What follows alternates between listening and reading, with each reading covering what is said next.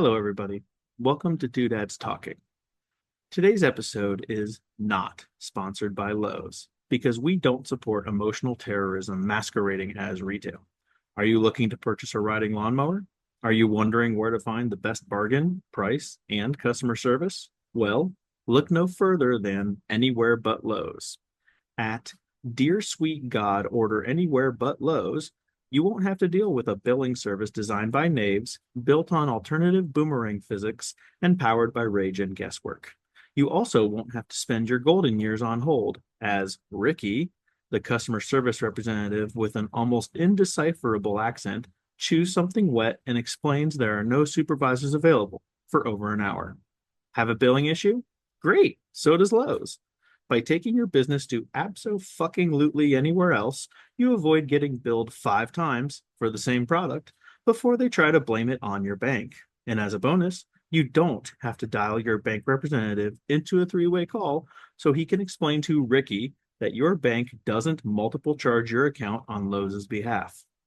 But some people just choose violence. So, if you want a company willing to burn the Geneva Convention and commit financial war crimes against your checking account, if you're just itching to deal with a company whose customer service employee of the month is a feral cat that wandered into the call center and refused to leave, if you're searching for a billing process designed by a one-eyed chicken who used to do arithmetic at a tourist trap off I-80, if you really want your transaction to cost you more than twice its total, multiple days of your life, and your faith in modern commerce, well then, Lowe's is the place for you. So no, this episode will not be sponsored by Lowe's. Not because we don't like money, but because Tom would rather be attacked by a swarm of bipolar claw hammers than deal with Lowe's customer service. Tom would rather enter the upside down, smelling like regret, with honey dripping from his ding-dong than go through their billing process again. This episode of the Two Dads Talking podcast is proudly not brought to you by Lowe's, where customer service sounds like a dare and overcharging you isn't a mistake, it's policy. Making major life purchases anywhere other than Lowe's. It's how doers get more done. And now, back to the show.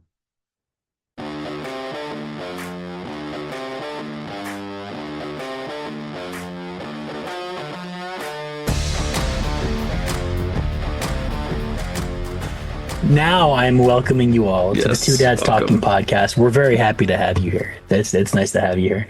We'll be over 3,000 downloads, I think, by the time this one airs. We're like right on the cusp. Probably. We might get Yeah. there. Yeah. It's fun. So welcome, everybody. We're glad to have you. Tonight, we're going to sort of revisit an old topic by talking about a new one. Do you remember when we talked about that gentleman on the side of the highway and his son was hit by the driver? And what would you do? It's like episode 3 maybe, or 2. I was gonna Like, say, it was that was way a- back. This is nothing like that. I'm sorry. This is Okay. The things that are like this are shots fired and vehicle. That is it. But yes, I do remember that. I believe the story was a guy and his son were walking along the road because their car had broken down. Somebody else was not paying attention and hit and killed the son. The dad happened to have his firearm on him, and when the guy came out to, apologize and kind of see if he was okay, he just shot the guy dead. And Yep. then that was it, basically, right? Yeah, that's about it. Yeah. Okay, cool. Should have been one of the Jeopardy questions, but no. Yeah. Well, next time you make the Jeopardy game, put whatever you want in there. Well, tonight we're going to talk about some recent news. Again, it's sort of a father-son, what would you do situation. We're going to talk about cardio Cain Velasquez. And if you're an MMA fighter, or if you're an MMA fan, you know who Cain Velasquez is. Started fighting around like UFC 80 something, was a 2-time heavyweight champion, was an exceptional fighter. He's a Division I college wrestler. He had like a 14-3, I think, overall record, professional fighting. Might have been 15-3, but he was right somewhere in that range. And he was just a sensational, really fun, aggressive fighter. Despite the fact that he's a jiu-jitsu and a wrestling guy, he was a striker. He kind of came straight at you like he was a Krav Maga guy. You know, the line in Krav Maga is you always go forward, you always move forward, and you cut off their angles by going forward. That was what he did. And he threw a lot of 1-2s, and then he went straight into a clinch and would take you to the ground. and then didn't submit you despite his jiu-jitsu game. He just beat the snot out of you once he had you on the ground. He was what I think of when I think of one of the great like heavyweight fighters. His style is kind of what I think of. And he's a guy that, as far as I recall, never got in trouble for anything outside of MMA when he was fighting. You think about guys like John Bones Jones, who's probably the greatest pound for pound fighter in UFC history. He's always in trouble. Like, as much as I want to give him that title, the guy's always suspended for a drug violation or performance enhancing drug violation, domestic abuse. The guy's always suspended for something. So it's hard for me to give him that crown. But Cain Velasquez is one of those guys you never hear his name come up. The background on this is that in February of 2022, he was involved in a high speed pursuit where he, at an intersection, opened fire from his vehicle into a pickup truck next to him, struck somebody in the vehicle, and then the car took off, the truck took off, and he chased them for about 11 miles through San Jose, California. Eventually, he was arrested. The person that he hit in the truck was not the person he had intended to hit. He gets arrested for this, denied bail because he's a threat to the public, and is essentially, after being denied bail, is just held in jail. Eventually, he gets house arrest, and they approve that. But for the most part, he started off with no bail allowed, you're in jail. Yeah, it sounded like it was a year in jail and then 2 more years of house arrest, basically, I think was what the one thing said. Yeah, that sounds about right. He served about 4 years total so far, counting his house arrest. So, I mean, that sounds about right. It's been almost 4 years. That was the really short, version of the story. The much more nuanced version of the story is that his 4-year-old son was attending a daycare in California that was owned by, I wrote the names down and now I don't have it, the Goulart family. They owned a daycare where his 4-year-old son was attending, and Harry Goulart, the son of the owners of this daycare company, has been charged. He has allegedly sexually assaulted and molested Cain Velasquez's 4-year-old son while he was in this daycare facility. So the owners, this guy's parents, have been charged with negligence and some other things. And Harry himself was charged with felony child molestation and a bunch of other charges. At this stop, Cain Velasquez had found out that this was happening, that his son was molested and sexually assaulted by this man. He found him, and he was trying to shoot Harry for sexually assaulting his son. Missed Harry, hit his stepdad instead. His stepdad and his mom were in the car. They're the owners. Harry took off in the truck, and Cain chased him for 11 miles, and he didn't get him by the time it was done before he was arrested.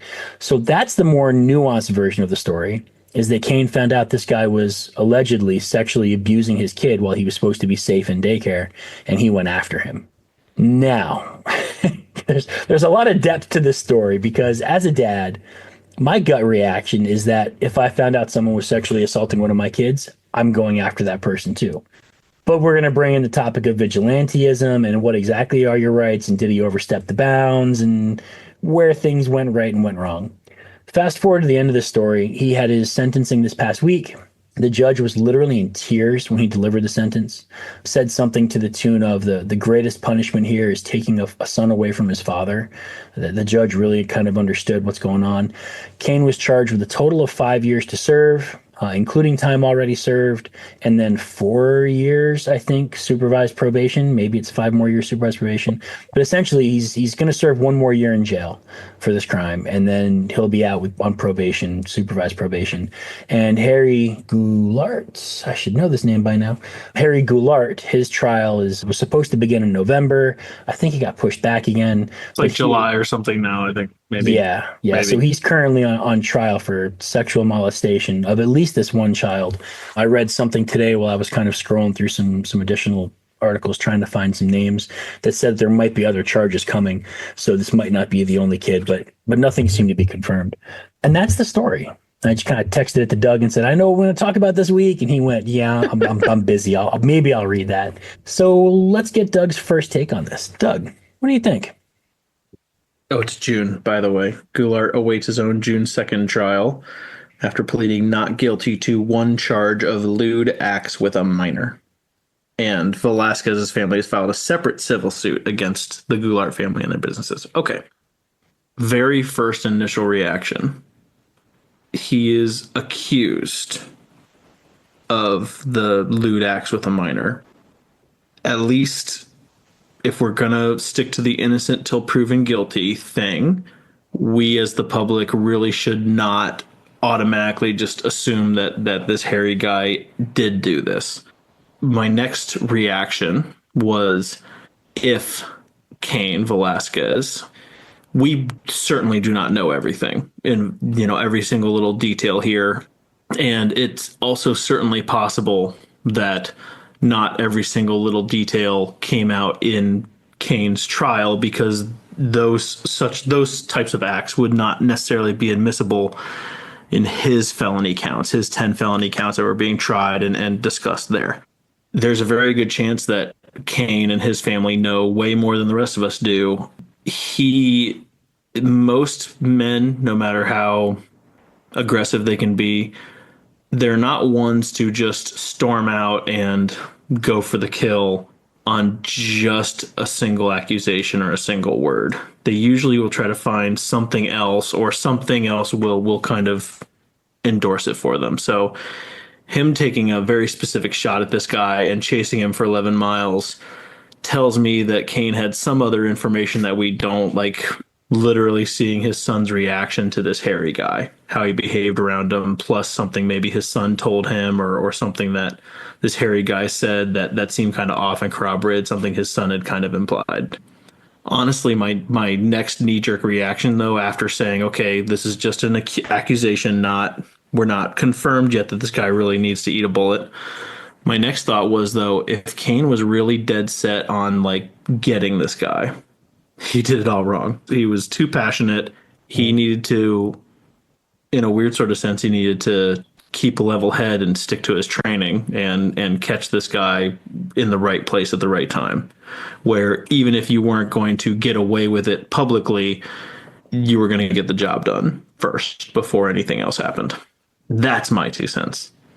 That's my first thought, is that he should have done better in a way. He created a situation probably from some sort of passion that ended up hurting him more, not just from his own felony counts, but also from leaving a guy who at least was potentially dangerous to his son and his family still around and still breathing. And if you as a dad believe someone should not be breathing anymore, this is going to sound weird, but it's kind of your responsibility to make sure that they're not breathing anymore if you think they deserve that.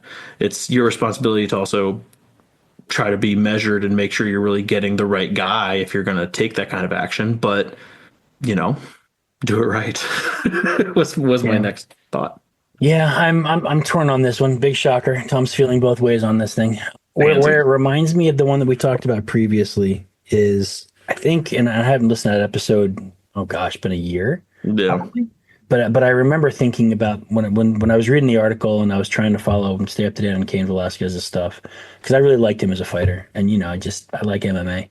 When I first heard the verdict, or first heard about the case, my first thought was, well, hell yeah, like some guy. It was a typical dad response, typical machismo guy response.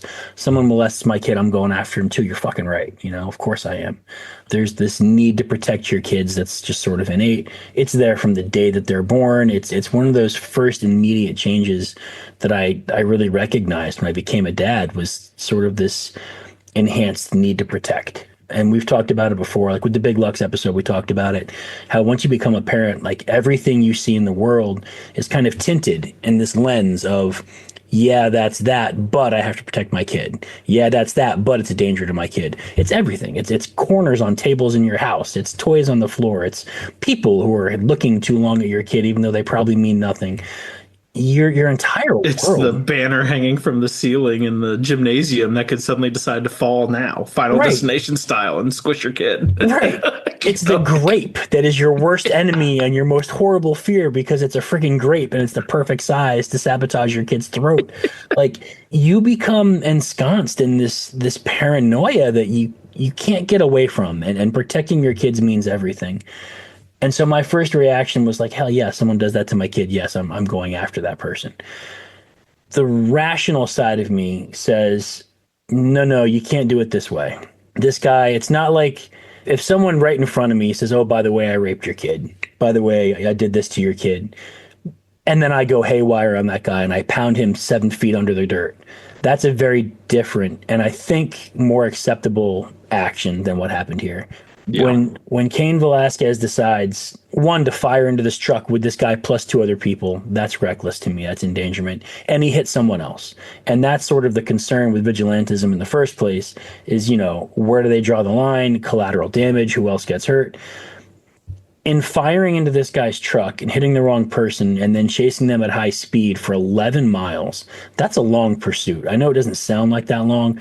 That is a long pursuit. That's really long. Yeah. Yeah, that's outside of a freeway. Yep. I mean, it's still 10 minutes on a freeway in the city. That's like 30 minutes. Yeah. That's a long time. And the number of people you're endangering when you do that is immense. Like, what if you'd hit a school bus full of kids? What if you had hit someone crossing the street who's, maybe handicapped and can't move very quickly and can't dodge? What if you had a normal person who's looking at their cell phone on a crosswalk and has the right of way, but you're blowing through the stoplight to get this guy and you splat someone? What if any ricochets? Right. Yeah, well, my understanding is he didn't continue shooting throughout the pursuit. Maybe I'm wrong. I thought they said there was a couple of shots out the front of his windshield too. I thought they said he took a shot or two through his windshield too, like towards the vehicle. I mean, that sounds rational, I guess. It sounds right. But yeah, I mean, so the number of people you're endangering, my honest thoughts on this was that there should have been two separate trials. One were his acts against Harry Goulart. That should have been a trial. And in that one, I think for the most part, I understand his actions and there's a lot of mitigation that takes place. But I feel like the endangerment of everyone else in San Jose is a whole different matter. And as much as I was rooting for Cain Velasquez and as much as I'm rooting for him to get the guy that allegedly, messed with his son, that doesn't give you the right to endanger all these other people, and that he should have been punished more severely for that because he literally put people's lives at risk for a prolonged period of time. And then the next thought in my mind was, you talk about crimes of passion. I think you actually said something about a crime of passion. There is a time that the court, will recognize that you are legally insane in the heat of the moment. I don't think it's in the heat of the moment that they call it, but it's something similar. And essentially it boils down to a crime of passion. If you get angry enough, suddenly enough, and you're shocked with something that emotionally jars you, you are not able for a brief time to truly understand consequences of actions. You're governed by emotion, and you don't have that logical thought process going on in your head, so you shouldn't be held accountable for those decisions. It's a real thing. If you kill someone within like a second and a half of waking up or 2 seconds of waking up, a lot of times they're like, he wasn't awake. How could he have reached for his gun and known who he was shooting? It's a whole different thing. So there are temporary moments of insanity that the court recognizes. But if you're chasing someone for 11 miles and you're taking that long to do it, you've had time to think it through. You've had time to act rationally. And now it's premeditated at this point. Now you're thinking it through and it becomes a plan. And you've had time to separate from that temporary insanity. And 11 miles of chasing someone is plenty of time to come to your senses and go, okay, this is not the right way to do this. And so I really kind of wish that they had separated this into two charges. And I honestly wish he had been found not guilty for what he did in attacking this guy in the first place, because I get it. And I can't say that I would do any better. I hope, kind of like I said in that episode, I hope I would do this. Like in that episode, I think I said, I hope I would just stop and try to save my kid's life and call 911 and render first aid. But what I would really probably do is pop a couple off in this asshole that hit him and then go save his life. Like, I feel like this is kind of the same thing. I hope that I would say innocent until proven guilty. Let's get this guy in a court of law. Let's not take myself out of my son's life by doing something reckless. But realistically, I think a lot of it depends on, am I face to face with this guy? Am I in a room with him? Do we have a degree of separation? And if I make that decision to go from wherever I am to go hunting for this guy in a truck, and then I do what happened here, I've had time to calm down and realize that the right thing to do is call the cops. And then, like you said, if this is really what I want to do, I need to go do it smarter and better than this. Like, this is, I hate to sound like I'm promoting, murdering somebody, but if it matters enough to you, right. If it matters enough to you that you really want to go end someone for something they did to you, then you damn sure better do it right. And this was, like you said, this wasn't good enough. This wasn't the way to do it. So I know how awful that sounds, but I think there's a part of me that really vibes with that. If it's important enough for me that I'm going to risk throwing my life away and throwing it in jail, I'm sure as hell not going to do it just to fail and not get the guy. So this is the first time on this podcast that we've had a vibe check. I think so. Yeah. This is what it takes. Well, agreed. I did when I wrapped my head around it and thought, how Cain must have been feeling. It's kind of like what you said. He endangered all these people. I want to give him credit for wanting to what was probably at least started in his mind of protecting his kid at all costs. Like the only way he can know for sure that his kid is completely safe, again, at least in those moments, is to eliminate the threat.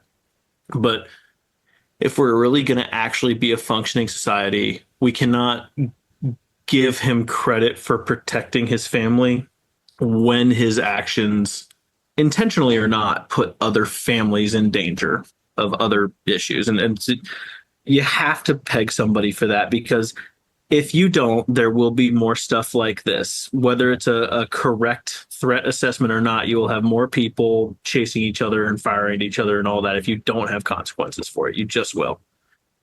I similarly, I vibe very much with eliminating a threat to your kids. And not an official endorsement, but if I was so enraged and incensed with something that I was 100% convinced someone did this to one of my family members, my wife or my kids, I would not want the law involved.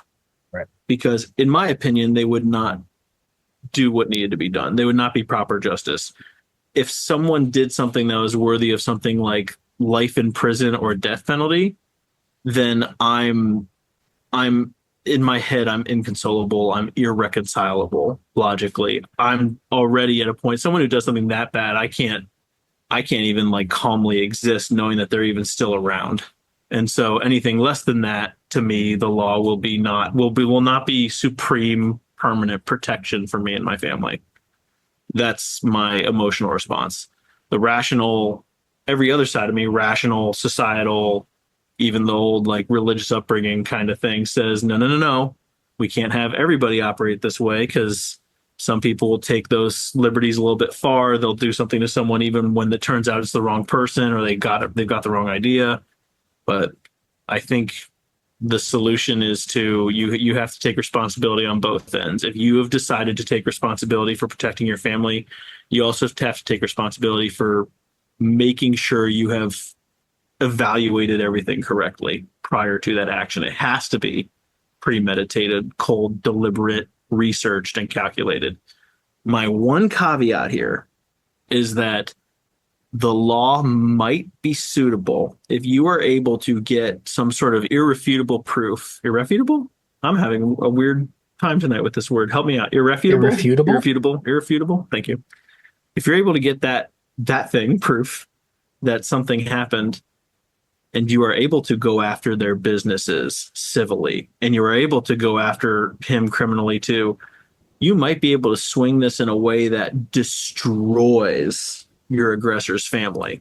Yeah. And that's a way to get at them beyond just getting back at them for your family. You can completely unwind everything that they care about on their end too. That might be the justification for bringing the law in. If you can really basically clean them out and put them behind bars, and then kind of vow later that if they ever show up within 100 feet of you again, you just take them out and just claim that, rightfully so, that you kind of felt like in danger. This person already attacked you once, and they were already hurt by your legal action, and you did not want to take any chances.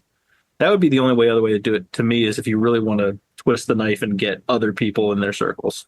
Right. Final thought. Yep. Sorry. I was going to say final thought that we might go into too. Even if it's not necessarily justifiable, the world has, for sure, guilt by association. You may not do anything wrong, but you may be blamed for something or get in trouble for something, potentially legally, just for associating with the wrong people. This hairy guy's mother and stepfather are not necessarily involved in this. They just own the place where this happened.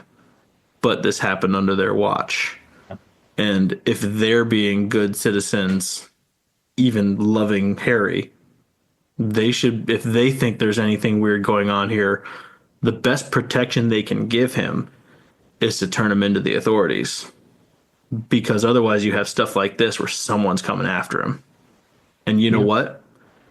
You might get caught in the crossfire, or you might be interpreted rightly or wrongly as aiding and abetting if you're trying to protect him. You might be in the way.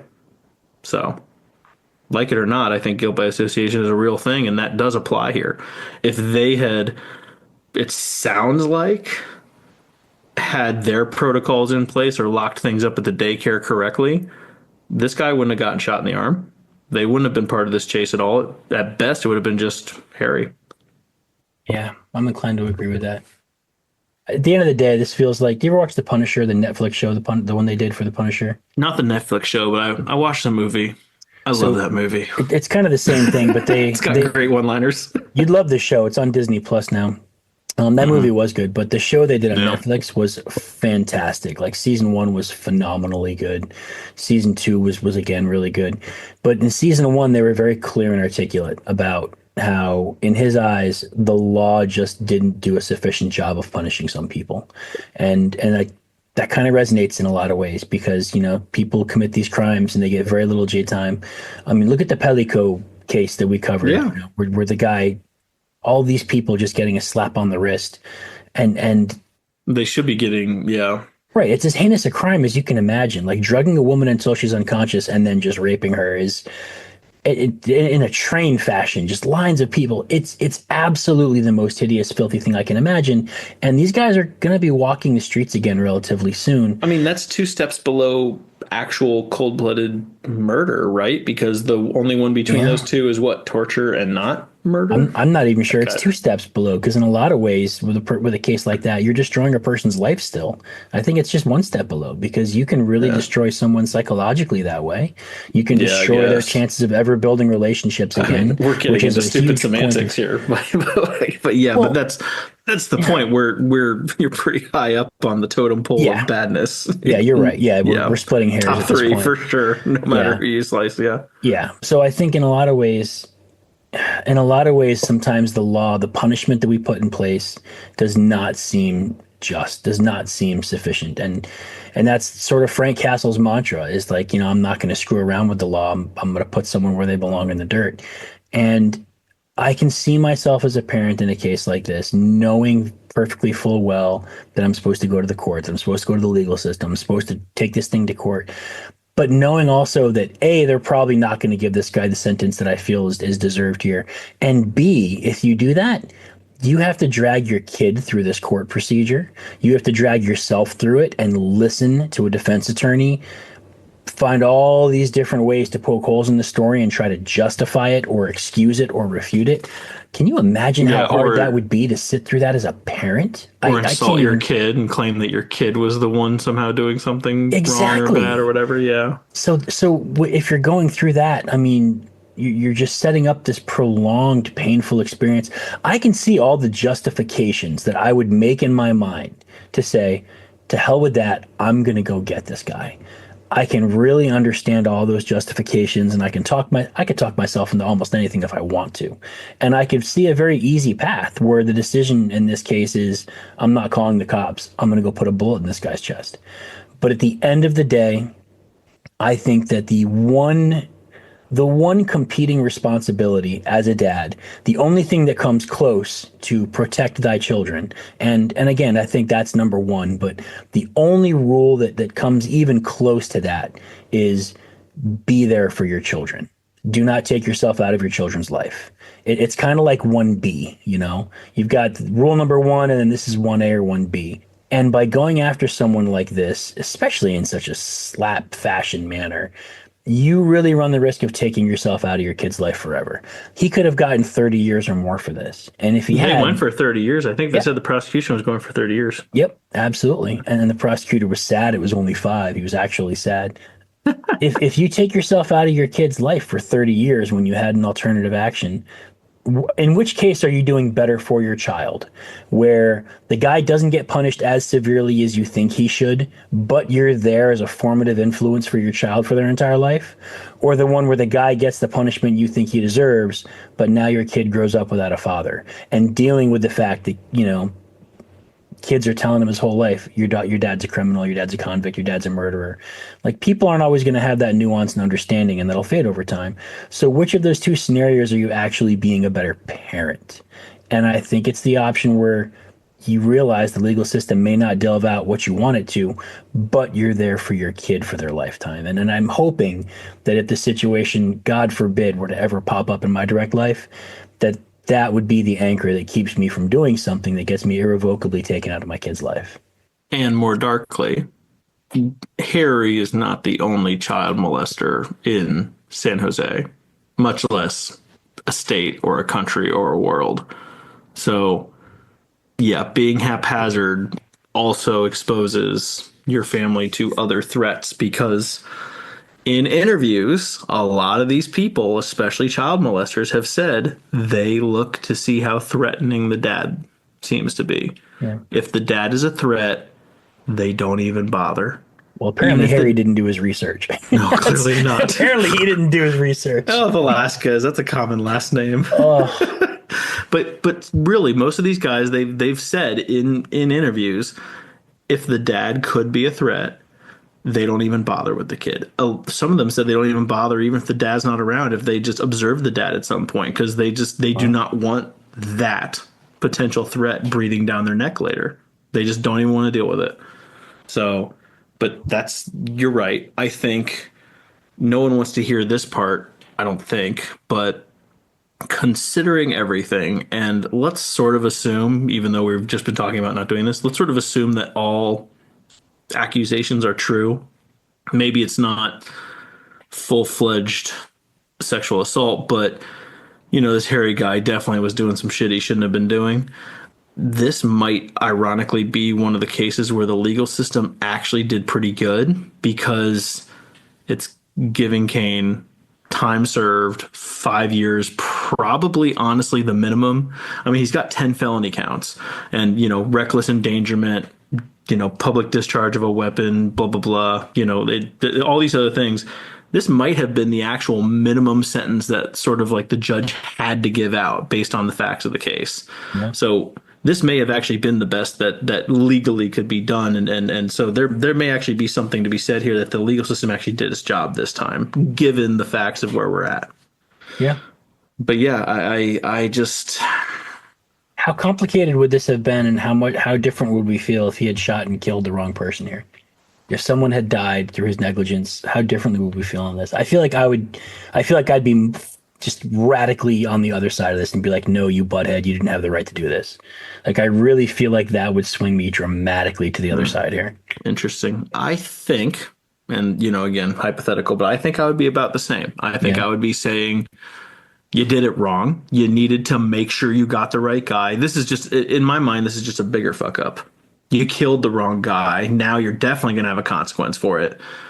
But on the other side, guilty by association. And you can't always control who you associate with. You can't always know all the bad stuff that's other people are doing or whatever like that. But at the same time, especially in the facts of this case, if this was purportedly happening at your establishment, you're the business owner, that is very much your problem. And if you don't think it's your problem, you have to make it your problem. Otherwise, you might get shot when you're driving down the street. You just can't act like it's not your fault. And if it isn't your fault, you need to be the one being proactive and saying, no, Harry, you need to turn yourself in. You need to not ever come here again. I don't need to see you again, because you're putting us at risk now. You're putting other kids at risk because someone might come in firing. So I think it'll be the same. Okay. I think I'm very results oriented in this situation, and I'm recognizing that in myself and being like, I always pride myself on not being results oriented and always thinking about the process and doing the best thing and living with the result. But in this case, I feel like I'm very results oriented. I keep wondering, what if he'd hit someone else? What if he'd have killed someone else? And again, I'm making a lot of logical leaps here, but I just have to think that Cain had very good reasons to believe that he had his guy here, that this was not just an accusation that was, Yeah. that was circumstantial. I think there's probably some reason to believe this dude actually did the bad things that he did to his kid, just because, at least the way it's described, he was going after Harry. He was not going after his mom, his Yeah. stepfather. It doesn't sound like anybody else who goes to the daycare is mentioned or involved in this. I mean, even getting into the situation, he probably waited outside the daycare and saw Harry and decided, I'm going to go get him now, when he jumped in the car with his, mom and stepdad. Otherwise, I don't know why you approach now unless he kind of knew where to look for him. This seems like, I find it odd that this is where it all happened and he specifically had this guy in mind, and nobody else seems to come up. I think he had very good reason to believe that this did happen. It's not just a weird thing his kid said and this guy being weird. At the end of the day, Cain Velasquez, one of my favorite heavyweight fighters, probably of all time. I really, he was kind of my style of fighter. Like, I remember when he fought Nogueira and he was the underdog despite having a stellar record. I think he had one loss at that point. Maybe he didn't have any. I don't think he had any, actually. I think he was undefeated. And One everyone of his said, losses was when he lost his heavyweight title to Junior Dos Santos, right? Or something yeah. like that, or when he was competing for it first. Like, I mean, he only Yep. lost at like the very top, apparently. So, Yeah, yeah. he beat Nogueira in the knockout in the first round, or a TKO in the first round, and then I think he fought DeSantos after that. And the first time they fought, DeSantos won. I think that was his first loss. DeSantos won, but it turns out like he had a rotator cuff that was torn, and he had surgery, and it turns out he re-injured it like a week before the fight. So he had a torn rotator cuff during that fight, Oh, and really? then Dos Santos had a torn meniscus. Like they both had to have surgery after the fight because they were both hurt. And then he fought Dos Santos two more times after, and he beat him both times. And it was I think it was by TKO both times Yeah. too.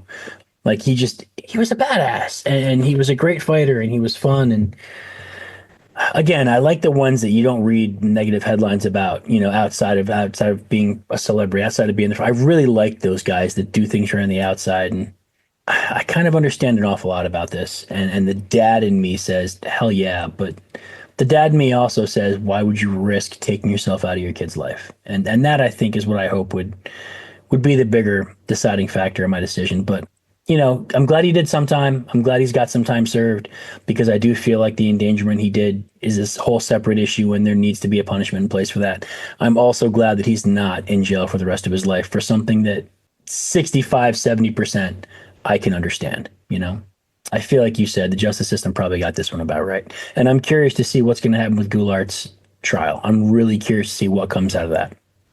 Yeah, I think if you really step back and try to think this through logically, it's not going to be the majority of society, but there is definitely a subsection of society that, if you encounter something like this, you do all the quote proper things. You call the authorities, you report people, you do your civil suits against businesses and all that stuff, and you try to get your guy criminally. And if they are not away for a sufficient legal amount of time, there is a significant portion of the population who would gladly not investigate too deep if that bad guy suddenly turned up dead after he got out of jail. And all you have to do is sit there and go, "Oh gosh, how terrible." I Shucks. yeah. Oh man, I wish I had got him. Something else did though. I think there's room for that on a lot of people's moral scale. If and there is some, if that person who just unfortunately meets some sort of demise after their sentence, that's the point, is that they had a sentence. There's some sort of legal support for they were actually the bad guy and did something bad. It's not just you flying off the handle. Pretty sure you got your guy. You have at least something, publicly. A lot of the rest of the public can sit there and say, he probably did it. That guy probably did it. So there's going to be less love lost in the world, I think, from a lot of people's perspectives, whether it's right or not. Okay, you want to talk about cats? Sure, let's talk about the felines. All right, let's Why go ahead. not? As you know, if you're a Two Dads Talking listener, we love our police stories, and we've got a fun one tonight. I All of them. this random short popped up on my YouTube reel at There. one point, and I want this one, share sound, and I sent it to Doug. I'm like, oh, you'll And like this, and sure enough, as soon as I and sent it to him, he was like, I love that video. yep, seen it before, love it. I will watch it over and over again. I don't even need an excuse. So here we go. Let's talk about cats. This video starts with a police officer who's made a traffic stop. My preferred method of identification. And this is It's a cat collar. I'm currently identifying as a cat. fair enough. The information here on the tag, I'm assuming belongs to you, the boyfriend? Yeah. That's so rude. I hope you know I'm recording. Well, it wasn't my intention to offend you, but he just identified as a cat. I'm his owner. Okay. Well, look, we can do this the hard way if you'd like. I can have this car towed because last I checked, a cat is not licensed to operate a motor vehicle in the state of California. We can have animal control come get you, take you to a shelter where your owner can retrieve you for a fee of $70 after you're given the necessary immunizations, which do include a rabies shot. What should we do? I don't know. I don't have $70. Sir, I can also request that a mental health care professional come down here on scene and do an evaluation of you because you're considering letting him take a rabies shot rather than just give me an ID, use some manners so I can give you your ticket and move along. I heard that video. That's excellent. Like part of me wants to think it's staged because it's from the passenger side, but like I want to sit there and think that no person would film this in the passenger seat, like this, like real life interaction, and then let it get to the internet and think that they're justified. But I see so many of those because a lot of the police officer interactions Just, pop up on my feed, and so many of them I watch, and I'm like, why would you post this up? And it's because we've shifted to such a mentality of everyone's a victim, I think, that people can literally watch this and the whole time be like, you see what a victim I was? You see how rude he was to me? You see how he didn't respect my this or my that? And the whole time, anybody with a slightly reasonable sense of reason and rationale would look at it and go, no, no, you're the a-hole here. You were the butthead here. But the person who's running the show, who's got the video, they don't see it that way, and they've surrounded themselves with an echo chamber that agrees with them. And I think that's just part of the society that we now live in. well, I think you're right because like I said, any reasonable person would look at this and be like, "Why would you let this get out?" But it's not reasonable. It's irrational. It's unreasonable. So an unreasonable person would not operate under the same assumptions as we do. So yeah, they might post this and think, "Can you believe this?" Everyone else respects my cat, but not this dude. Right. Just- I found that one cop who's not going to respect. yeah, just I remember the first time I watched that video and I really hoped there'd be some like any footage in the animal clinic like afterwards. Like they try to really stick to their guns and the guy is like, okay, here we go, we're doing this. I really love that he was like, or I can just call a mental health professional because you're actually considering letting your friend get a rabies shot. Like, yes, that's 100% accurate. Like, the mental health concern is a real thing there. And then the other part that I really liked is, I don't have $70. Like, for some reason, that felt so right. right to me. I mean, I don't know why.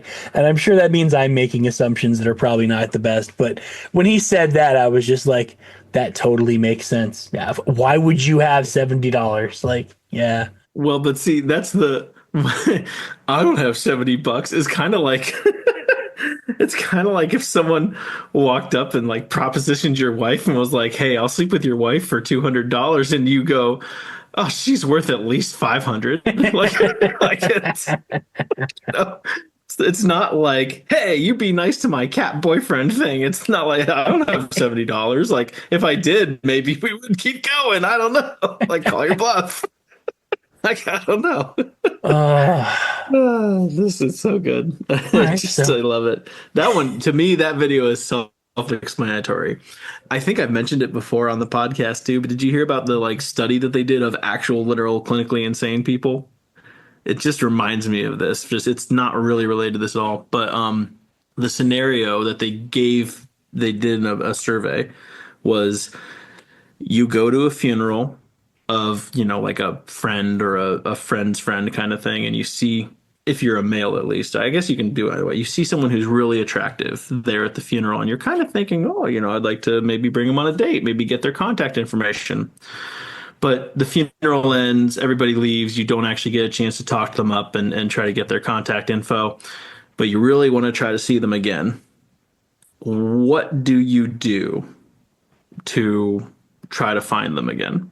And every normal person says, call up someone from the family, from the funeral, find a friend, like try to find a way to figure out who they were and then try to establish a connection. People who are diagnosed as clinically insane, like something like 85% of those people say kill somebody else in the family. Interesting. I mean, that's a solution. Yeah. To recreate the funeral, right. So that and it's like across the board, these people all had the same exact solution. I mean, that's kind of brilliant, really. I mean, right. In a way. Simple but elegant. Yeah, thinking outside the box. That's wow. No, it's a funeral. Tom is thinking inside the box, actually. But yeah, I guess so. Here or there. I remember reading that and thinking, oh, good, I'm probably not clinically insane. Or I'm one of the 15% that didn't think that. But yeah, for some reason, this video reminds me of that. Like, because this is just only an insane person could try to sit there and say, oh, yeah, this is my cat is driving me somewhere. Yeah. Like, what? I'm not his boyfriend. I'm his owner. Oh, so we're talking about slavery now. Like, well, when the whole punked thing and trigger happy TV and all that stuff was happening, if someone was saying this to me, I'd be like looking around, like, where are the cameras? Where's Ashton Kutcher? What is this? Like, I have to keep the only reason I'm not insulting you is because there might be like $5,000 in this for me if I just stay polite. Like, that's it. But otherwise, if there's not, then it's a waste of time. Would you be my pet cat for $5,000? For how long? I don't know. That was the number you threw out, so I'm wondering. What do I have to do? I would parade you around on a leash all through town and make you act like a cat. And can I stand? If I have to walk on all fours, it would have to be on all fours. Yeah. No, I can't do that. I'm too old. My knees. You're a cat. Come on. Well, I'm an old cat with bad knees, but I learned to walk on my hind legs. Okay. I'll tie a skateboard to each leg and be like you're a roller skating cat. Actually, you know what? We could work this out because even if you try to make me go in the litter box, I'll just shit all over floors everywhere. Oh, like that's a real fun. Cat. my daughter after school today, my oldest, Daddy, today we learned about England before they had sewers. I'm like, really? She goes, Dad, there was poop everywhere. I was like, yeah. She goes, people just pooped everywhere, and they had to get rid of it, and they had nowhere to put it, so there was poop everywhere. I'm like, yeah, plumbing's an amazing thing, kid. Sewers and plumbing are truly amazing things. It was a fun conversation today. And that is where, boys and girls, putting your jacket down for a woman over a puddle or crossing a street became a chivalrous thing because she might have to step in some fecal matter potentially you didn't know. So putting down your coat if there was no other way to cross was the ultimate gentlemanly thing to do. Ugh, just for obvious reasons. Well, yeah, you did, I'm pretty sure. Yeah. And then also why, and most people don't understand this, why when you're walking along the street, the man walks on the side closer to the street and you put the woman between you and the building. Because when people would dispose of their poo buckets and fecal matter, they would basically launch it out the window into the street. And so anything that would splatter, you would be between the lady and the fecal matter potentially. So they were less likely to get hit by anything if they were closer to the building. So the polite thing to do for a proper lady was to let her walk on the inside. Interesting. And that's where that came from, was from that. It's still held over by a few people without even knowing exactly why. They think it's about cars going by and splashing you, but it's really about fecal matter. See how we get to learn something interesting here on the Two Dads Talking podcast? There's always something new and fun. We should change our category to educational. Don't get reported. Oh, please don't learn from us. Unless you're learning how not to dad, don't learn from us. All right, well, we've touched on mental health a little bit. Should we? I'm not going to be able to handle this one, Tom. I can't do it. I can't. Another video that I sent to Doug that I thought was kind of funny that we're going to go ahead and dive into here. This is going to be a fun one. I use they, them, and turtle for my pronouns. That's JD Holt, who goes by JD Terrapin on Facebook. And yes, you heard it right, identifies as they, them, and a turtle. No, not Mitch McConnell. And is one of 24 consumers on the Oregon Health Authority's Advisory Council. But wait, there's more. Linwood City in Washington State is having a meeting to reconsider the unanimous appointment of a vacant seat on the city council for a person who identifies as a bisexual trans woman. But get this, the reason why they're reconsidering is because they discovered after the appointment that Jessica Ann Roberts has an OnlyFans account and has posted about fantasies to sexually assault, impregnate, murder, and eat women on social media. Amber, I don't even know what to think anymore. Oh, this is mercy. like pure insanity. So seriously, a turtle? We have a turtle like advising the mental health director? What's going on here? This has to be. So what do you think? Did it say Oregon Health Advisory Committee? Yes. See, I don't know. This could be a relatively ineffective, or by ineffective, I mean not real significant power kind of board. I was on an advisory board for the city for a 3-year term, and no one would actually publicly admit it, but we were basically sort of like a citizen focus group, really. Here's what we're doing, here's what we're planning, here's our proposal. Let's get your vote to say that this is okay. And I mean, pretty much every time we were like, yeah, yay, whatever, like we approve. Technically, we had, city email accounts and all that, but it was really more just like, I think so that if anyone ever came back and really pushed them on it, they could say, no, we got this board's approval, it's made up of citizens, yada, yada, yada. So this Oregon Health Advisory Board almost sounds like some sort of thing like that. Like, here's the kind of stuff we're proposing we allow, and they just kind of say yes or no. That being said, this person's opinions will be recorded and part of the public record. And they will, if they had an idea that I guess could carry some weight with some people and you didn't have any legal reason to refute it, would be implemented, or at least partially implemented, by the city group or department or whatever that it applies to. So this person does have a tiny little bit of sway with how things go, even if they're just officially an advisory board. I'm allowing for the fact that there may be a turtle out there that has studied up on human biology and human organs. I would question if we have proper translations for what they're telling us, because I assume that if this person's pronoun is turtle, that what we're actually hearing is turtle speak. How do we know that we're getting one-for-one language interpretation from whatever they're generating? I love that you brought it that direction. That makes me so happy. Yes, like, couch and sofa mean different things in different parts of the country. So, liver might be totally different in the turtle world. So are we more concerned with the second story they brought up then? About Jessica Ann Roberts? I mean, that one is horrendously concerning, actually. Yeah. She, as an update, she was appointed to the city council. She is currently sitting on the city council. We'll put a link with that story in the show notes as well. Yeah. Well, I mean, I don't mean to gloss over the turtle one. I'm making fun of it, but it's one of those. A local municipality should require, as members of all of their actionable committees, some sort of, I don't know. You can't submit everybody to a psych test, but at the same time, there should be some way to legally say, any citizen can serve on the board, and then be able to say a turtle is not a citizen. A turtle is unable to be a citizen. So you need to renounce your turtleship before you join us.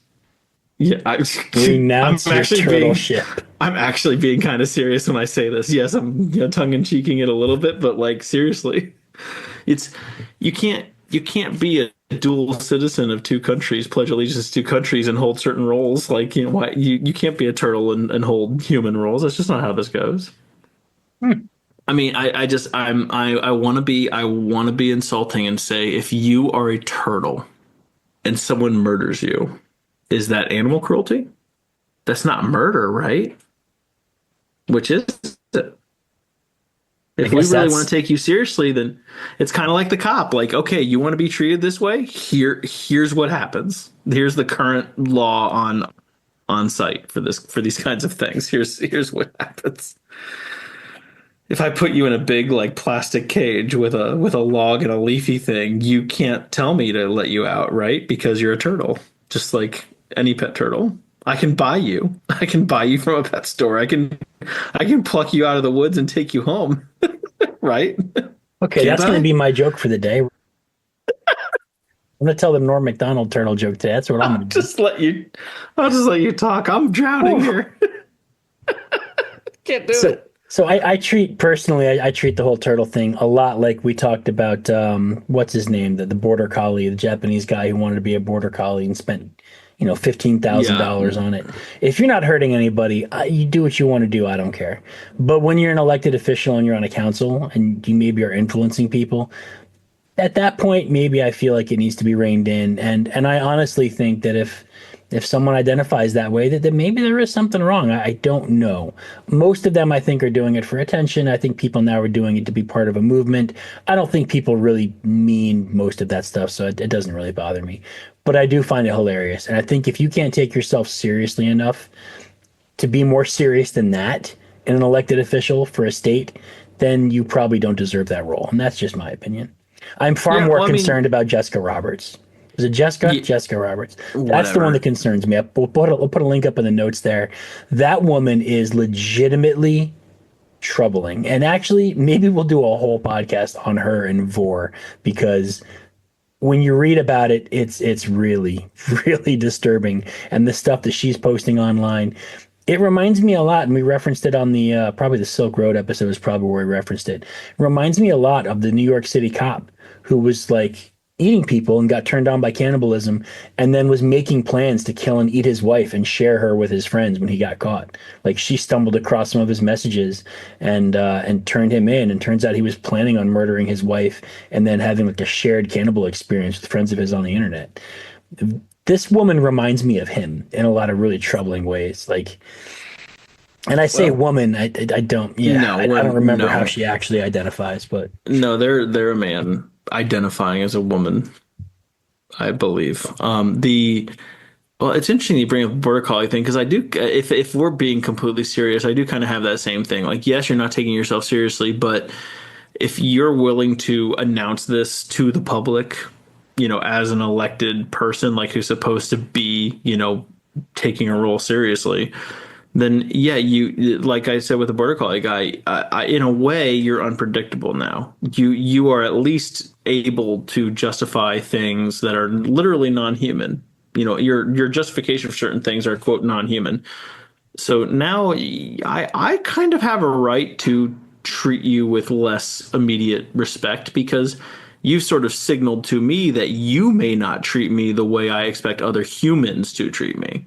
And yeah, like I don't know what other way to say it other than I think I have a right to sort of ask for your removal, because I mean, from a strictly logical perspective, no matter which way you slice it, it's not good. A turtle should not be serving on this board. Someone who's a human but identifies as a turtle should not be serving on this board, because, I mean, to be perfectly honest, you don't represent me. I'm not a turtle. There you go. Yeah. You are not a sufficient cross section of the community. So you can't be here. Renounce your turtleship. All right. I think we saved Jessica Roberts for another time. We'll talk. I think she might be worth a whole episode on her own, honestly, or maybe just an odd. Sorry, I'm going to take a stance on this. I'm sorry, Big Lux. I love you. You're a great dude, but you're a he. If you're allowed to establish your spot with what you think about people, then I'm allowed to establish mine. And especially when someone is screaming the equivalent of "I'm going to murder and eat you." Yeah, then, some of the fantasies that she put out there, like in the public and forums, are truly disturbing. Like, even as someone who is a fan of horror and tells dark humor jokes, like when she says that her deepest fantasies are to murder a woman, eat her body, and then mount her head on the wall with the last panties she wore dangling from her mouth. That's a troubling fantasy. And the one about eating pregnant women, knowing that their unborn child is going to become fat tissue for her growing butt and boobs, like that is troubling. I don't want to kink shame anybody, but if this is your thing, shame on you. Like, this is not kink shaming. This is a disturbing. it's not. Yeah. It's not kink shaming. When the This thought is of eating someone gives you sexual gratification, something is wrong. You need to see a mental health professional. honestly, I think this is cut and dried. That's a tough one to chew on. A hard one to swallow. Oh man, A bit more than I can chew on. Yeah. I don't know. These are all grape jokes. Yikes. It's a threat. It's a credible threat. Yeah, there you go. Nothing would excite me more than That's the doing best way this. to put it. Like it's not any specific person, but you are announcing to the world that I might do something really bad. Yep. Yep. You are basically screaming that you are a danger to society. Yeah, like if someone's like, "Oh gosh, all I ever wanted to do was go to Six Flags theme park," and then if they didn't go within the next 6 months, you'd be like, "Why didn't you go?" Like, that's it. Well, apparently this is the trick to getting unanimously appointed to a city council in Linwood, Washington. Just do this stuff.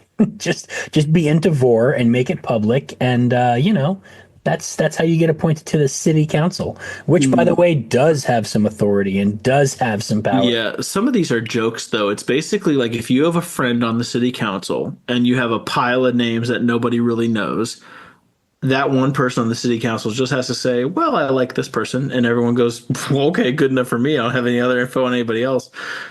The city council should be researching these people and should be interviewing these people, but most city councils, including the one I'm in, because I found this out when I checked on it one time, they don't even keep meeting minutes or notes or anything like that of their discussions of candidates. I think because it would be hilarious to be like, "Yeah, we don't know this person, moving on."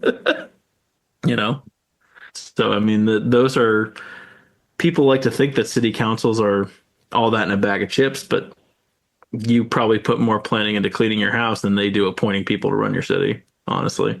Well, I remember helping someone run for city council here, and the effort that went into it was significant and robust, and the fundraising was significant, and the campaigning was significant.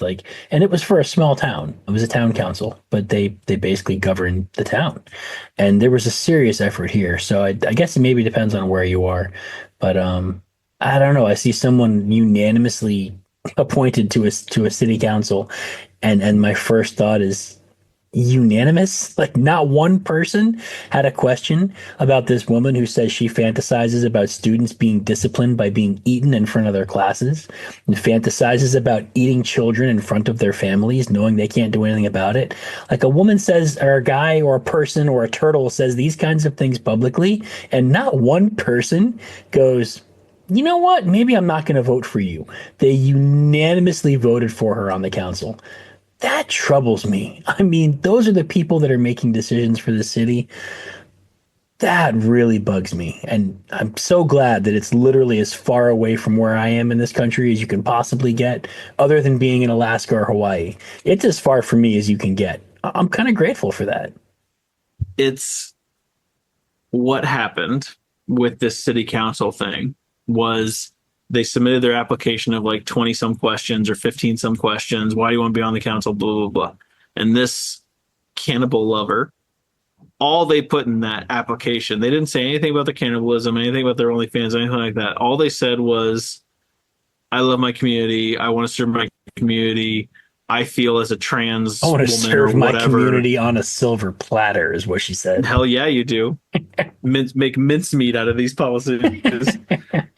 They said this city council needs some trans representation. I think I'm your whatever woman to do it. And the city council went, "Oh, perfect. This will make us, woke or whatever." And no one Googled anything about anybody.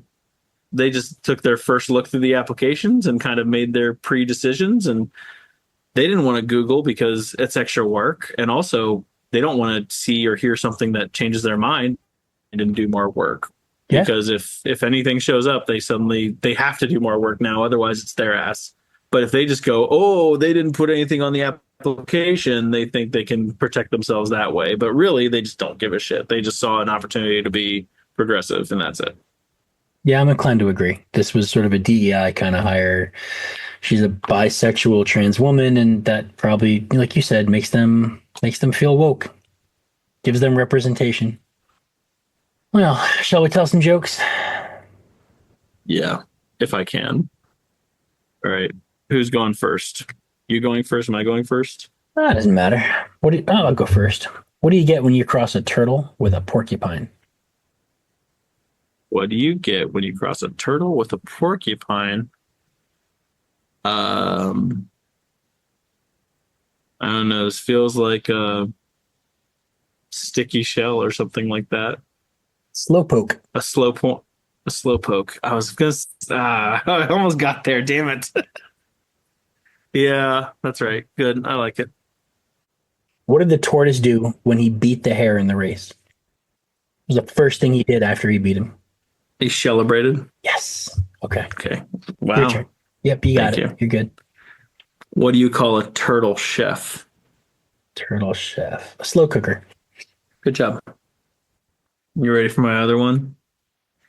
How long did Cain beat his brother? How long did he beat his brother? As Correct. long as he was able? Close. Until he was disabled. Ah, okay. Yep. I like that. That's better. All right. Cool. That's all. That's all I got. Oh, and when I was looking up that joke to make sure I got it right, Got another one? someone put underneath that comment, Super Smash Brothers Genesis. Nice. Like, man, that's got levels to it. I love it. Super Smash Brothers is such a good game. Such a good game. Oh, love it. All right. You got dad homework? No, I don't. Your internet sucks. You don't deserve to give homework out when your internet sucks this bad. I don't. My internet was back to what it had been before for like 3 or 4 weeks, and now it just decided to, at the weirdest time too. Usually it's been hurtful like an hour previous to this time each day, but this time it decided to bite me in the ass at the end. All right, I'll give dad homework. Based on Doug's discussion earlier about how most pedophiles target scan and disregard kids when they see that there are dads around or that dads are involved, I'm going to say that your homework this week is to be a pedo deterrent. Be around your kid. Be seen with your kid. Yeah, just be there for your kid this week and appreciate how quickly that can change and can be affected by some complete asshole stranger who's willing to do something awful. And just be around for your kid. Be a deterrent. I approve. On that note, we're out of here. Doug's internet sucks. Thank you guys for coming along. We appreciate it. And we will chat with you next week. Later. Maybe I can do like a reverse psychology where I talk scrambled. Like, I approve. And that'll work People instead. are going to play it backwards and we're going to be It'll the come out all demonic, nice and... satanic podcast. Well, it can't be any worse than your cannibal person. Yeah, but she's not affiliated with our brand. Doug's going blue, blue, blue, and it comes out as Go Dad Go, and now we're satanic. That's not good. That would be funny. That would be terrible. All right, we love you guys. Thank you for listening. Okay. Thanks for pushing us up to that 3,000 mark, and we'll talk to you next week.